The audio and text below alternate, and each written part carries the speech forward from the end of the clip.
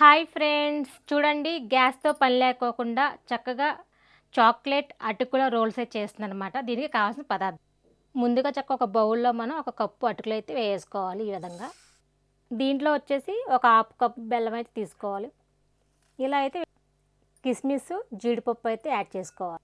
ఇవన్నీ వేసేసుకున్నాం కదా, దీంట్లో వచ్చేసి కొంచెం బూస్ట్ అయితే యాడ్ చేసుకోవాలన్నమాట. మనం ఈ విధంగా దీంట్లోకి వచ్చేసి 1 స్పూన్ గీ కూడా యాడ్ చేసుకోవాలి.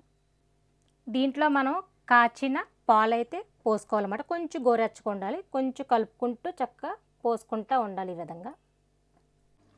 ఫ్రెండ్ చూడండి, నేను అటుకుల రోల్స్ అయితే చేద్దాం అనుకున్నాను, కానీ నాకు రోల్స్ అయితే మరి ఎందుకు సరిగా ప్రాపర్గా రాలేదో అర్థం కావట్లేదు నాకు.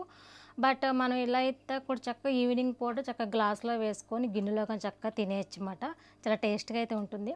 కానీ అనుకున్నది ఒకటి, బట్ ఇక్కడ నాకు అయింది అయితే ఒకటి. చూడండి ఒకసారి మనకి ఇలా మిల్క్ ఇదంతా కలిపేసి చక్కగా నెయ్యి, ప్రోటీన్ చక్కగా అండ్ బెల్లం చాలా టేస్ట్గా అయితే ఉంటుంది. పిల్లలకి ఎవరైనా వీక్నెస్ కొన చాలా మంచిగా తినవచ్చు, చాలా బాగుంటుంది.